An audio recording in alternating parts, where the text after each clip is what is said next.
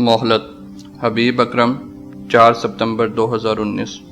वक्त गुजर रहा है, तहरीक इंसाफ नहीं समझ रही। यूं कहिए कि इमरान खान साहब ही नहीं समझ पा रहे कि इन्हें लोग अदारों की इस्लाहात और बेहतर माशियत के लिए इक़्तिदार में लाए थे। इन दोनों मामलात पर काम करने की बजाय उन्होंने अपनी सारी तवानाई गैर ज़रूरी सियासी लड़ाइयों में सर्फ कर दी। समझाने वालों ने इन्हें कई बार समझाया, लेकिन उन्होंने सुनकर नहीं दी। अब 1 साल गुजरने के बाद जब इनके करीब तरीन दोस्तों की निगाहें भी बदलने लगी हैं तो वो कुछ मुतहरिक हुए हैं। आपने जिन वज़रा की दरीदा ज़हनी और ज़ुबान दराजी की दाद वो बरसरे मजलिस दिया करते थे, अब पता चल रहा है कि इनका ये हुनर मुँह चलाने में कोई मदद नहीं कर सकता। अपने कपड़ों और गालियों की तराश खराश में मगन वफाकी काबीना के वज़रा का गिरोह इतना निकम्मा है कि इसमें से किसी को ख़राब साइकिल की मरम्मत कराने का कहा जाए तो ना करा सके, इल्ला माशाअल्लाह। तकब्बुर इतना कि हर बाइज़्ज़त शख्स इनके शर से महफूज रहने की दुआ करता है। पिछले कॉलम में अर्ज़ किया था कि जिस वफाकी वज़ीर को कराची के नाले साफ़ करने भेजा गया वो ये भी नहीं कर पाएंगे। वही हुआ, कराची में इधर उधर की हाँक कर वापस इस्लामाबाद के टी स्टालों पर बैठे इधर उधर की हाँकते हैं। अब सुना है कि वज़ीर-ए-आज़म की बारगाह में बारियाबी के लिए हाथ पाँव मार रहे हैं, क्योंकि इसका नाम भी इस फहरिस्त में डाला गया है कि जिन्हें बैगबीनी और दो गोश बाहर करना है। लेकिन इन्हें या इन जैसे चंद और को काबीना से निकालना मसले का हल नहीं। हल है कि मर्दाने कार मुहैया किए जाएं, जिनकी नीयत और अहलियत पर कोई उंगली न उठा सके। वो टीम मैदान में उतरे जिसकी उम्मीद इमरान खान ने आम और ख़ास सभी को दिलाई थी। वो टीम कहीं नज़र नहीं आती। अब उंगलियां कप्तान की तरफ उठने लगी हैं। वो वक्त ऐसे मकाम तक नहीं पहुंचा जहां से लौट न सके, लेकिन फिर भी बहुत तेज़ी से गुजर रहा है। बहुत कम वक्त में बहुत कुछ करके दिखाना है, वरना मसला उलझाते रहें तो दूसरी बात है, वरना पहली तरजीह है गवर्नेंस। तहरीक इंसाफ ने गवर्नेंस का मेयार इतना गिरा दिया है कि इसके सामने पीपल्स पार्टी भी माहिरीन की जमात मालूम होती है। इसकी वजह यह है कि पीपल्स पार्टी तो कभी कागज़ पर बने मंसूबे को ज़मीन पर उतार ही नहीं पाई, लेकिन मौजूदा हुकूमत कागज़ पर भी कुछ नहीं बना पाई। इस नालायकी का नतीजा ये निकला कि निज़ाम में काम करने की सलाहियत ही मफकूद हो चुकी है। अब बड़े पैमाने पर इसकी इस्लाह के बगैर कोई काम नहीं हो सकता। एक अफसर निकाल कर दूसरे लाने की फजूल मशक 1 साल से जारी है, लेकिन हुकूमत की गाड़ी 1 इंच भी आगे नहीं बढ़ सकी। हद यह है कि आला तालीम तहरीक इंसाफ के मंशूर की बुनियाद है, लेकिन पंजाब में इसको दुरुस्त करने के लिए 1 साल में 7 सूबाई सेक्रेटरी बदले जा चुके हैं, मगर खुद इमरान खान साहब के हल्के ईसा खैर के कॉलेज में उस्ताद नहीं है। पुलिस की इस्लाहात तब्दीली मंशूर का दूसरा बुनियादी पत्थर है, मगर सियासतकारी की वजह से पहले साबिक IG नासिर दुरानी मायूस होकर चले गए थे और अब हर MPA और MNA मन मर्जी के थानेदार लगवाकर सियासत से आलूदा पुलिस को आलूदा तर करने में जुटा हुआ है।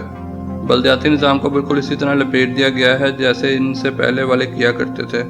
सो अवाम का जो थोड़ा बहुत काम नीचे हो जाता था वो भी नहीं हो पाता।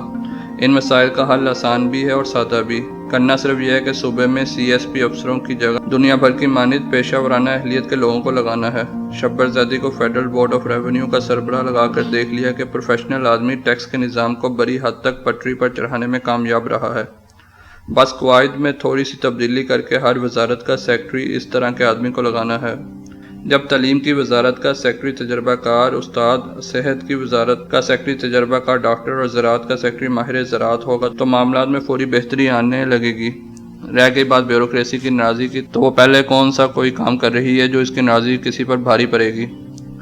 गवर्नेंस की इस्लाहात के साथ ही माशी इस्लाहात जुड़ी हैं। अगर कर्जे, गैर मुल्की इमदाद और दोस्तों से मिलने वाली भीख की बजाय इज्जत का रास्ता इख्तियार करना है तो वो मुल्क में छोटी सनतों का फ़रोग है। छोटे सनतकारों की मजबूरी है कि जहांगीर तरीन, डॉक्टर अब्दुल हफीज़ शेख और रज़ाक दाऊद को सिरे से जानते ही नहीं। अगर जानते हैं तो ये साहिबान इनसे मिलना गवारा नहीं करते। मुल्क की रीढ़ की हड्डी कहलाने वाले इन लोगों के ठिकाने गुजरावाला, सियालकोट, वज़ीराबाद, हैदराबाद और गुजरात हैं, मगर इन शहरों को जाते हुए इन शख्सियात के पाँव की मेहंदी उतरती है। यूँ भी ये खरादिए, वेल्डर, लोहार और तरखान जैसे मेहनत कश थोड़ी बहुत उर्दू समझते हैं। वलायती साहब लोग इनसे कहाँ बात करना पसंद करते हैं। जिनके खून पसीने से लाखों का रोज़गार चलता है, इन्हें गले लगाने से तो बाबा लोग बीमार पड़ जाएंगे। चलिए इनसे ना मिलिए, अपने मंशूर में 1 करोड़ नौकरियों के वादे की लाश तो रख लीजिए। आबादी के एतबार से 50 लाख नौकरियाँ तो सीधे स्वभाव पंजाब में पैदा करना होंगी। इसके लिए मंसूबा सीधा सा है। पहले एक प्रोफेशनल आदमी को सेक्रेटरी सनत लगाइए, फिर 100 अरब रुपए के कर्जे छोटे सनतकारों को 7 से 10 साल के लिए राइस शरह सूद से निस्फ पर दे दीजिए। قرضوں کی شرط یہ ہو کہ قرضہ لینے والا صرف مقامی مشینری خریدے گا۔ جب یہ سرمایہ منڈی میں آئے گا تو موجودہ صنعت خود ہی چلنے لگے گی۔ روپے کی قدر میں کمی اور درآمدات میں کمی کی پالیسی کی وجہ سے چھوٹی صنعتوں کے لیے حالات اچھے ہیں۔ تھوڑی سی رہنمائی اور مدد مل جائے تو معجزہ ہونے لگے گا۔ مثال کے طور پر عرض ہے کہ وفاقی وزیر برائے science and technology Fawad Chaudhry کہہ رہے ہیں کہ ملک میں موجود رکشوں اور موٹر سائیکلوں میں پیٹرول انجن کی بجائے بجلی کی موٹریں لگائی جائیں گی۔ یہ موٹریں پاکستان میں بنانا بالکل بھی مشکل نہیں۔ گوجرانوالا اور گجرات ایسے کاریگروں سے بھرے پڑے ہیں جو یہ کام نہایت آسانی سے کر سکتے ہیں۔ اگر سائنس اینڈ ٹیکنالوجی کی وزارت رکشے اور موٹر سائیکلوں میں لگنے والی چند سو موٹریں بنا کر ان کاریگروں کو دے دے اور انہیں بنانے کا طریقہ بھی اردو زبان میں بتلا دے تو ملک کی سڑکوں پر دوڑتے ہوئے 1.5 کروڑ موٹر سائیکل پیٹرول کی بجائے بیٹری پر چلنے لگیں گے۔ یہ کوئی ناقابل عمل منصوبہ نہیں۔ چین میں ایسا ہو چکا ہے اور بھارت میں ایسا ہو رہا ہے۔ اگر ہم بھی یہ کریں تو لاکھوں لوگ روزگار پر لگ جائیں گے، لیکن نہیں کریں گے کیونکہ ہماری پیاری حکومت صرف باتیں بنا سکتی ہے۔ گورننس ٹھیک کرنی ہو یا معیشت، دنیا نے ترقی کے تمام فارمولے کتابوں میں لکھ رکھے ہیں۔ عظمت کے سب راستے گوگل پر ایک بٹن دبا کر مل جاتے ہیں۔ کھانا پکانے سے لے کر جہاز بنانے تک کا عملی طریقہ یوٹیوب پر دستیاب ہے۔ سمجھنا صرف یہ ہے کہ ان میں سے آپ کے لیے موضوع کیا ہے، اور کرنا بس یہ ہے کہ ڈھنگ کے لوگوں کو صحیح جگہ پر لگانا ہے۔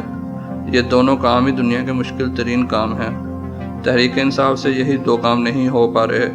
عمران خان جس سے جواب طلب کرتے ہیں وہ اپنی نالائکی دوسروں پر ڈال دیتا ہے۔ پنجاب کے نکھٹو اپنی نااہلی عثمان بزدار کے سر ڈال کر نچنت ہو جاتے ہیں اور مرکز میں ایک دوسرے سے لڑ کر اپنا پردہ رکھ لیتے ہیں۔ خیر، اب مسئلہ یہ ہے کہ مہلت سالوں کی نہیں مہینوں کی بچی ہے۔ کشمیر کی چادر اوڑھ کر کوئی کتنی دیر سخت موسموں سے بچے گا؟